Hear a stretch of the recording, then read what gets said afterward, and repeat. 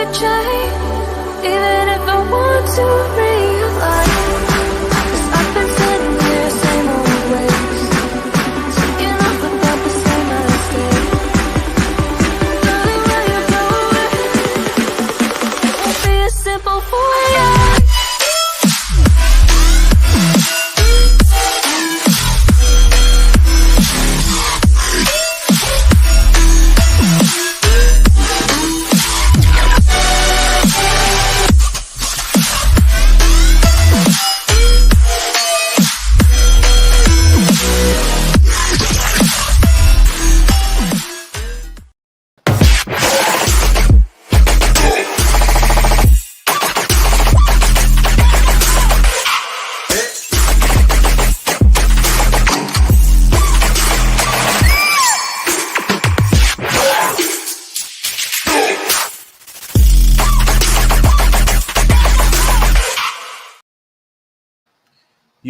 Yo, guys, it is Old Man G here, back again with another match preview. It's Wolves versus Manchester United. Sorry, obviously, being a bit late, but we might as well just get straight into it. So, guys, if you're new to the channel, and to like, share, and subscribe to Red Devil Studio, follow us on Twitter, X, and smash the notification button for latest Manchester United news. Oops.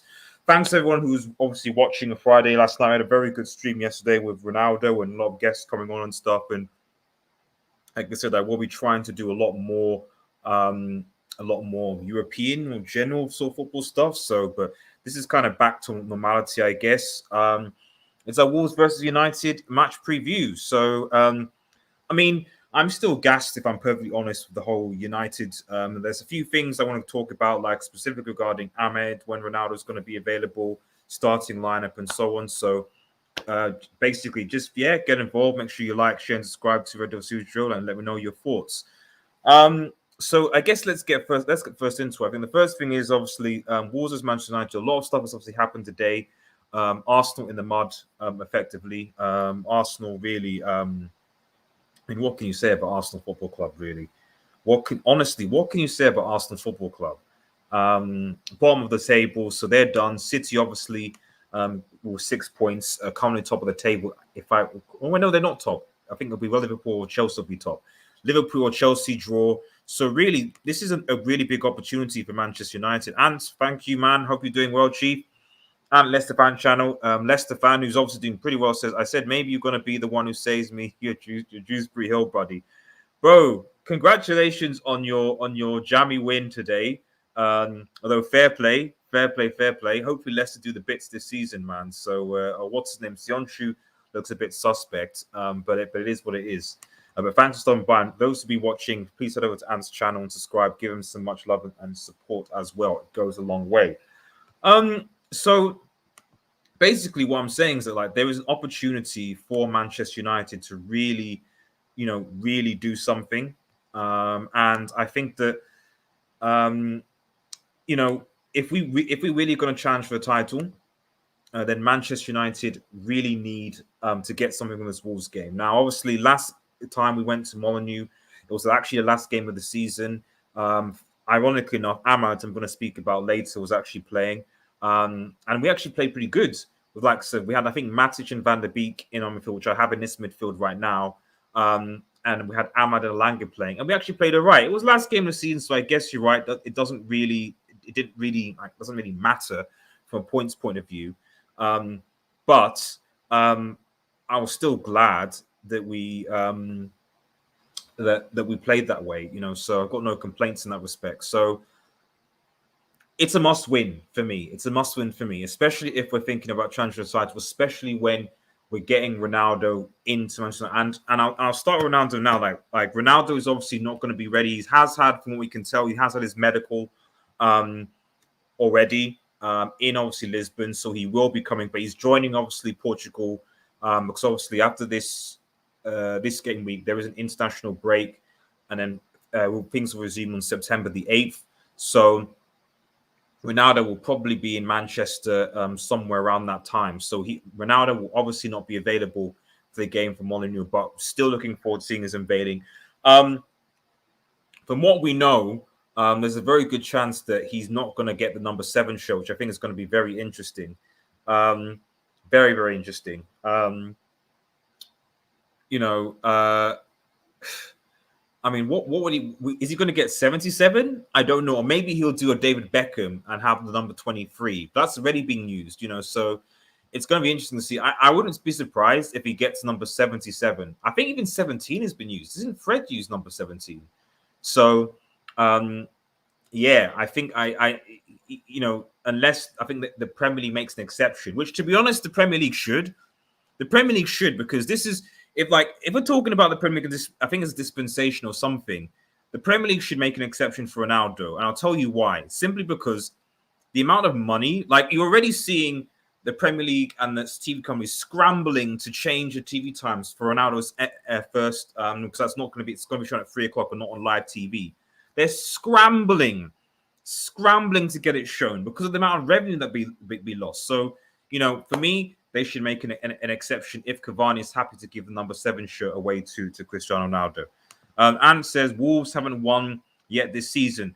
I mean, that is true, but I think it's a bit of a. I mean, they actually played okay against Spurs, and was it Leicester they played where I felt they played okay as well? So yes, they haven't won, but it's not like Arsenal where they haven't won and they've been bad. They haven't won, but they've been okay. And I still think that it'll be a difficult game for United. This will be one of the tests for United where can we break down teams? And we saw last week that United once again struggled to break down teams. We saw that. And yeah, Anne says, yeah, they should have beat exactly. So it's not. It's a false. Wolves' position, I think, is a false. It would certainly be unwise for Manchester United to underestimate this Wolves side. It would be very, very unwise for Manchester United to underestimate this Wolves side, to be honest, because quite frankly, we still don't know if this United side can actually break down teams. We saw against Southampton where we missed the likes of Cavani. We missed that creativity to break down. And what I would say, and obviously going into the starting 11 in a second, that with Cavani, I think who's back, we might be able to get something more of attacking from this game. So before I get into the starting 11, as you can see, just a few things from United's point of view. I mean, Fabrizio Romano has pretty much confirmed that Ahmed looks like he's going on loan to Feyenoord into the Dutch league, which I must say I have mixed feelings about. While I think he will get or should get game time, the fact that it's Feyenoord, I don't think it means that he goes. I mean, he might have a good season, but it doesn't necessarily mean that he'll get back into this team. And I'm once again say it is very, very, very frustrating to me that Manchester United keep the likes of Daniel James, the likes of Lingard, who have had their chances.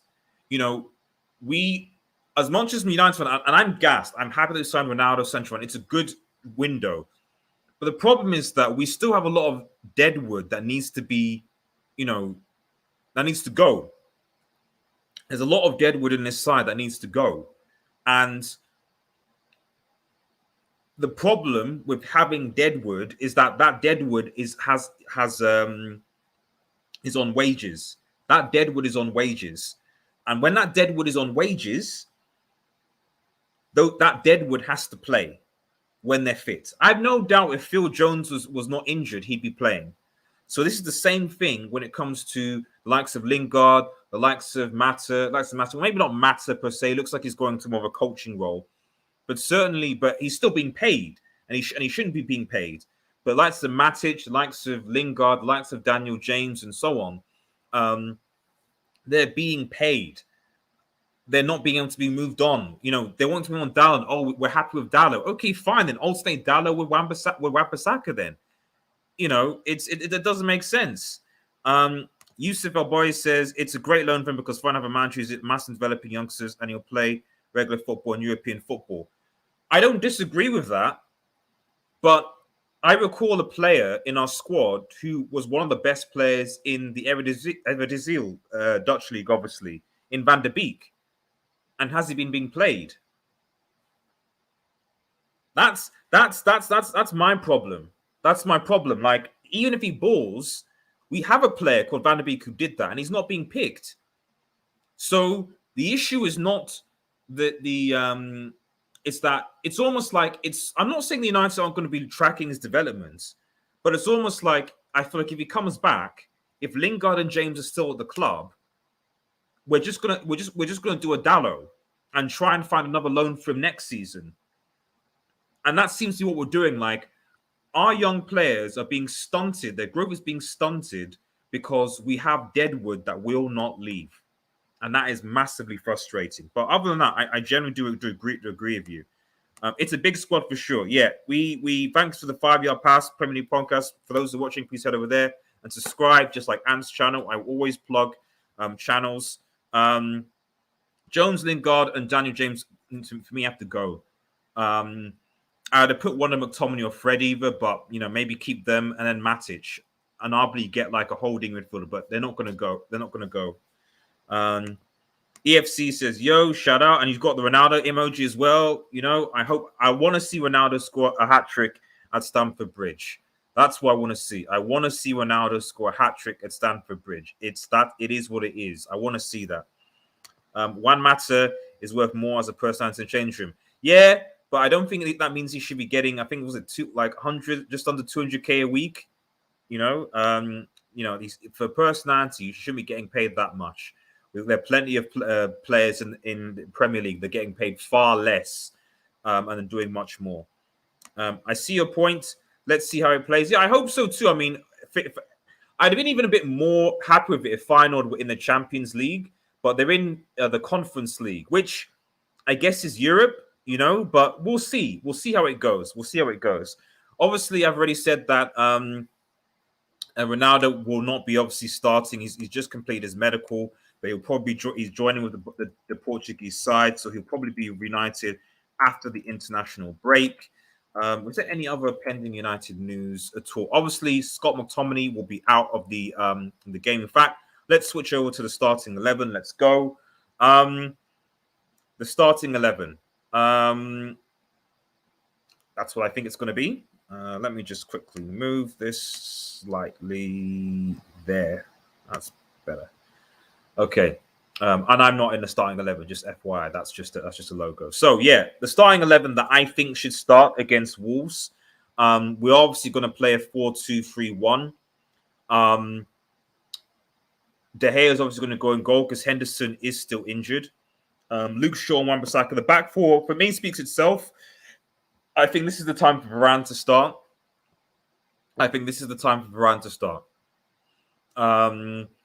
That said, I see Ollie doing something ridiculous and probably starting. I think what Ollie's going to do is Ollie's going to basically let Varane go to France. He's going to play and then start Varane when he comes back from France. But I think he should start over Lindelof. I really do. I mean, you've got a £400,000 a week player and he's not, and he should be starting. It's as simple as that. So, yeah, it should be Varane and Maguire. Luke Shaw and Wan-Bissaka obviously will come in. I don't know when Dallo is going to play, to be honest. I really don't know. Just getting some comments as well. Cedric Noir says, love your channel, man. Thank you so much, buddy. Thank you so much. Make sure you guys who are watching like. I appreciate even just people watching and hearing my thoughts. If you have any questions, please let me know. Let me know in the comments. I'd love to address it. I want to keep this interactive as possible. EFAC says, if Ronaldo scores hat-trick against London Blues, LL would even lose his facial hair. If Ronaldo scores a hat-trick in Stamford Bridge, yeah. What I'm going to compile, I will compile a video of the top 10 HH fails. I'll literally compile that video. I'll compile a video if you do that. Definitely. So yeah, Varane should start. Varane should absolutely start. Varane should start. The midfield is where things get interesting. Now, hear me out. The midfield is where things get interesting. I would go with Van der Beek and Matic. I would. I would go with Van der Beek and Matic because what are the alternatives? Okay, so the alternatives are in the two holding midfielders. The alternatives are Fred. Well, McTominay's out, so McTominay's gone. So the only four midfielders we have, we have Van der Beek, Matic, Bruno, Pogba, and Fred. Ollie seems to want to play Pogba on the left. Okay, I think that seems to be where he's going for Pogba, and then maybe during the game he'll come back in the midfield. But so far, Pogba is going to start on the left. We've seen it in the last couple of games, even with other players fit. So Pogba will be on the left. And to be honest, I'd rather he be on the left than do a other defensive job in the midfield. So fine, Pogba's going to be left. So you're left with four midfielders here in Bruno, who's not going to be dropped, and is our cam. So you're left with Van der Beek, Matic, and Fred. Fred has not been having a few games. And to be honest, Matic and Van der Beek, I think for me, have been far better together than Fred and Matic for me have been. Fred, Matic, and Bruno for me doesn't work. Too slow from Matic, and Fred's passing ability is not great. Van der Beek is at least a bit quicker, and his passing ability is much better. So I think that if I was on it, I would say right against Wolves, because bear in mind, Van der Beek and Matic played against Wolves and Molineux last season and did well and controlled that midfield. I would play Matic and Van der Beek and then Bruno ahead. Then you obviously have Paul Pogba, I think, on the left, because that's what Ole seems to want to do with him. I would keep him there and not bring him in the midfield, so he becomes somewhat of a defensive liability, but also he'll be able to create a lot more chances for Cavani up top. And that's what we want to see. For me, the irony is that Pogba, and I was watching some videos actually at the end of the day where you actually saw Pogba playing on the left wing for Juventus as well at times. Pogba is our most creative player. And having him there, he'll create chances we saw it so many times last season. He will create. And for me, one of the reasons why we lost that Villarreal game was that he wasn't playing that. I think, what did we play? We played McTominay, Pogba, and Bruno in that midfield, which for me also doesn't work. So we need to create chances. And we're going to create more chances if Pogba's on the left. It's really as simple as that. Greenwood up front for me. I would love Greenwood to be up front, but for me, I would keep Greenwood as impact. I think for me, as a number 9, I think Greenwood is still great, but I think that we need an experienced number 9 with good positional sense. And for me, Cavani is going to be that. Now, I don't know. Sorry.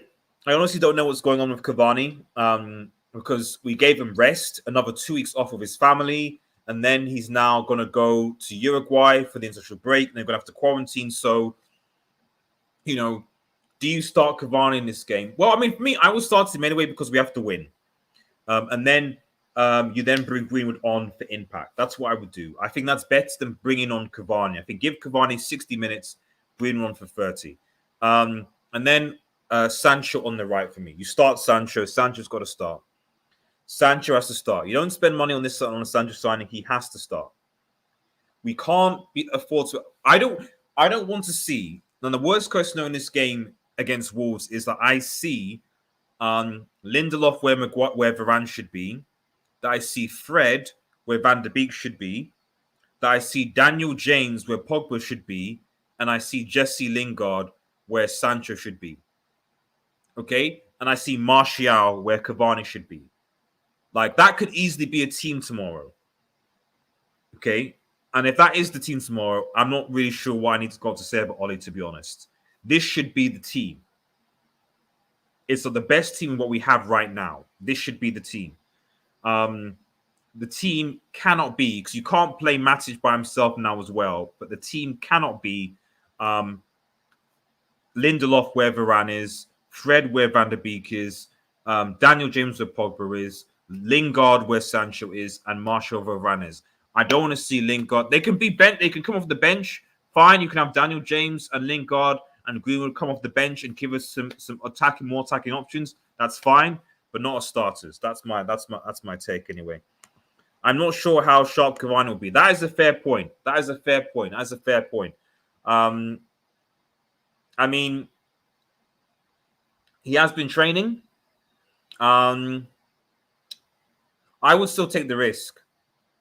I would probably still take the risk, to be honest. But I do see your point. Maybe it might be a situation where we do a Southampton where we play Greenwood first. But well, the things with that, he came on 4 or 5 minutes and did the business. I think that we should still take the risk. I think with Pogba on left, we'll be able to create enough that Cavani should be able to at least score one goal. Wolves, the thing with Wolves going into it, and I'll give my my score predictions in a second before we bounce. The thing about Wolves is that they're a good team, but like last season, they struggle to score goals. That's the issue with Wolves. I mean, against us, I'm saying that now, they probably will score goals past us. But the thing with them is that they do struggle to score goals. And so because of that, I feel that we need to put the pressure on them. I don't think we need to be too concerned about them being a danger in our box. I think we need to be a danger in theirs. What do I think about score predictions? I actually think that this was going to be another 1-0. I think that we struggled to beat them Old Trafford last season. And although we had a good game against them on Molineux at the end of the last season, you can't really count that. It was last game. It didn't really count. People were having fun, So I think we're going to struggle to break down a well-organized side, but I think we will just about get the win, a 1-0 win. And I think if Cavani starts, I think Cavani will get the goal.